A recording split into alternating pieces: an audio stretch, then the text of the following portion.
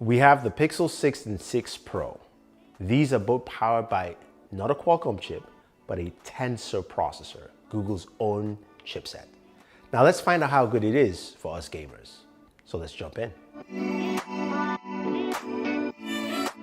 Hey guys, Thunder E here and welcome back to another gaming video on a smartphone. This time, as you know, it's the Pixel 6 and Pixel 6 Pro. Now, if you join us for the very first time, we do gaming videos on the channel, so hit that subscribe button and notification icon to get notified for more videos like this. As you know very well by now, the Pixel 6 and 6 Pro are available to purchase, or you have yours at this point in time. But you're wondering, how good is Google's new processor, the Tensor processor for gaming? Now, just some background history of what the Tensor processor is. Google has talked a lot about that. I'll leave a link for that video, but this is something they've done as a wholly designed chipset, and they partnered with Samsung to craft this brand new chipset. Now, when it comes to what this brings to the table, it brings a ton of features and all functionality. So on the first off, we know that these two devices come in two different sizes and displays. The Pixel 6 is 6.5 inches, the 6 Pro is 6.7 inches, and they both offer high refresh rates. You've got 90 Hertz on the Pixel 6 and 120 Hertz on the Pixel 6 Pro. Both of them are adaptive refresh rates, and you can change that in the settings, although you can only switch from 60 Hertz to adaptive, which means it will vary for you. So it's a standard, simple approach, all right? We get that part. Now, there are also some gaming features that Google has actually enacted into the Pixel 6 and 6 Pro within the software. So when you open up a game, you actually will get a game controller icon that pops up, or you can go into your settings and just search for like game or gaming, and that will bring up the game mode where you can go ahead and do a couple of things. You can take screenshots, you can of course turn on do not disturb, you can also screen record at the maximum refresh rate of the displays, either 90 or 120, and you can see your frame rates on screen, which is absolutely gorgeous. And I love that more companies are doing this for us gamers. Now, in terms of what we expect for gaming, now they come with massive batteries. The Pixel 6 comes with a 4600 milliamp battery, while the Pixel 6 Pro comes with a 5000 milliamp battery. And we'll talk about the battery life and all that stuff in a second, but that is enough for a lot of our gaming needs. So let's start off with our very first game, right? This, of course, is Call of Duty Mobile. This is my starter for all bench tests. And with Call of Duty Mobile here, we have some really solid performance as you would expect. Now we have our settings maxed at everything high, and we're able to play on both the 6 and the 6 Pro, getting 60 frames per second, as you can see with our game benchmark scores. So nice solid performance across the board, and that was really good to see.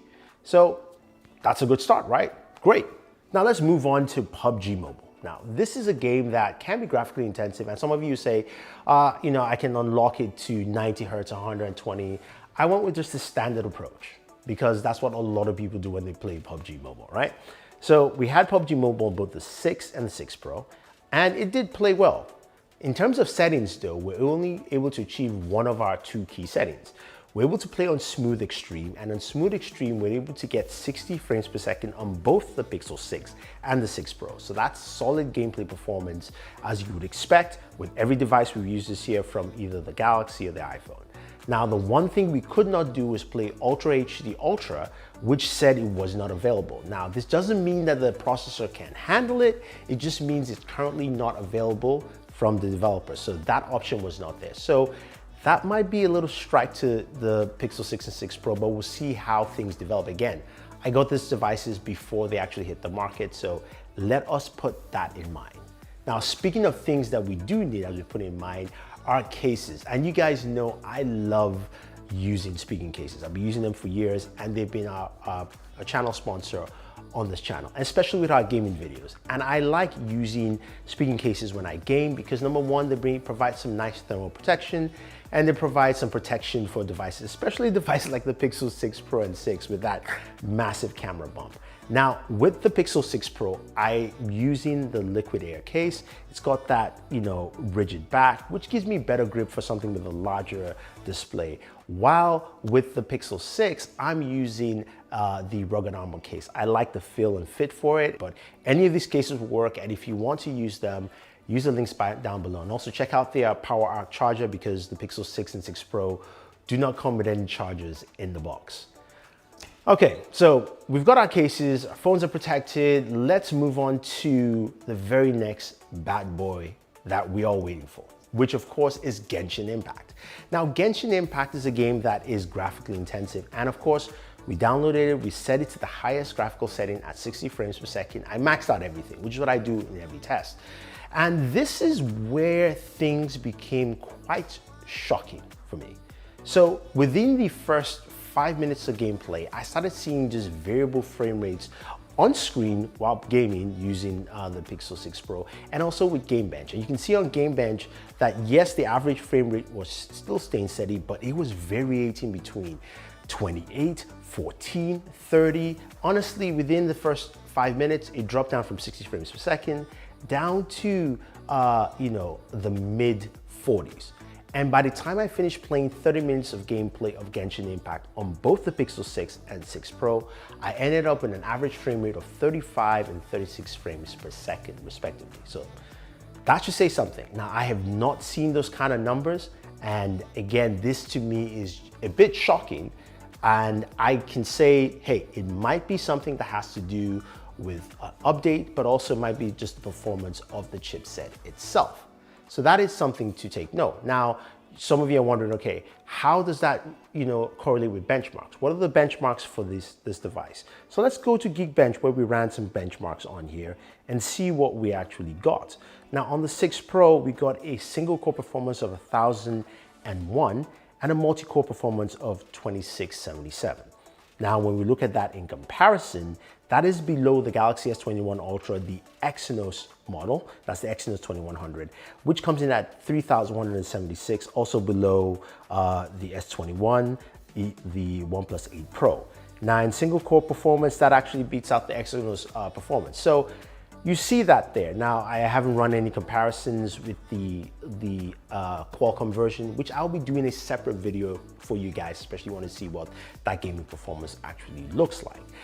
But the performance is much lower, and that might be some of the issues we're seeing here with some of the games I just mentioned, especially with PUBG and Genshin Impact, which is quite important. But set that aside for a second. When it comes to the higher frame rates, does it actually meet up to those higher frame rate demands? And I can tell you, evidently it does. Playing Vainglory, which right now, Daniel is laughing, he's like, why did you even try? I just wanted to show you the frame rates to actually play the game because I'm terrible at it. But it does 120 frames per second there, easy and solid. So you can achieve higher frame rates on the device. Now, some of you also asked, hey, Thunder E, what about emulators? Can we actually play emulators? So I went ahead and put Redream on, which is a Dreamcast emulator, and I was able to actually play on that. And it played well, even though it was showing 120 frames per second on the inbuilt frame rate counter. It's actually 60 FPS. I'm not sure why that happened, but it ran really well, ran smooth. So I think your emulators will work on here. I wasn't able to try all. I did try also the GameCube emulator, I believe, but I didn't try the PlayStation emulator. So at least you have an idea that emulators will work on the system. Now, you guys were probably looking and going, was that the Razer Kishi? That didn't fit quite well. Yes. So that's another thing you're going to run into with the Pixel 6 and 6 Pro, because these devices have that massive camera bump. Game controllers, mobile controllers like the Razer Kishi, which basically house your smartphone into like a gaming console or portable gaming console, just don't fit properly, especially Kishi, which I found to be a bummer. It didn't work well with the Pixel 6 or the 6 Pro, simply because of the massive camera bump and how it is housed on this device. So if you have a Kishi, you're looking to pick one up for this, I would say go with a Bluetooth controller, because that's the only thing that will work effectively. Now, speaking of using a controller and also playing other things, we do know that Google has services like Google Stadia, and we also know about Xbox Game Pass. Now, I set up both services and they do run well. Again, they're streaming services. This is more just to do with the connectivity. And I have to say they've both improved quite well. Going through Xbox Game Pass, menu was fast, and also the games loaded faster, and I was able to play without any issues whatsoever. Same thing with Stadia. I did have some hiccups, which is kind of weird, but I don't think that has anything to do with the service. I think it's just something that happens once in a while, but it still played really well. So if you're thinking of game streaming services, you're gonna get very good performance. Now, two last things I want to talk about, of course, are temperatures first, where we got temperatures about 107 degrees at its highest point, playing Genshin Impact for about 30 minutes or so.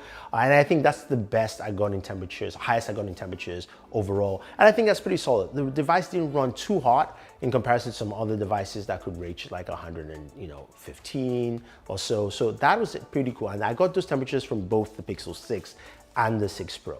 When it comes to battery life, this is where I would say currently right now, I am still in the learning process of what that battery life really means. I would say on the Pixel 6 Pro, you're still gonna get solid battery life while gaming, where I did play for a total of say maybe about 3 to 4 hours on the device, and I went from 100 to about 65%. So take it as you will. I was playing a lot of Genshin Impact. I was playing a lot of PUBG on there. So I wanted to play games that were more intensive in terms of graphical performance and would drain. While with the Pixel 6 itself, playing for around the same amount of time, I went from 100% down to roughly around 55. So a little bit more, but then again, you've got two different battery sizes. Now I didn't try this with it set at 60 Hertz. I wanted to play at its best setting as possible. So what does that all mean for the Pixel 6 and 6 Pro when it comes to gaming? It means first off, you can game on this device. That is very true. But it also means that a lot of things there do not match up to high-end mobile gaming at this point. I don't know if it's the processor itself or if it's just software. I cannot make that full decision right now, but I can just show you what I got. And hopefully you guys will understand that maybe there might be some things that Google can do to improve that experience, or we're just stuck with that for the meantime. So if you have any questions, any comments about gaming on the Pixel 6 and the Pixel 6 Pro, let me know. Stay tuned, guys. I do have a solid versus for you coming up with the Pixel 6 Pro versus the Galaxy S21 Ultra, covering everything from camera, video, gaming, and just overall which one is better. And of course, check out our accessories videos on both devices that you see here. Thank you very much, guys, and always enjoy your entertainment.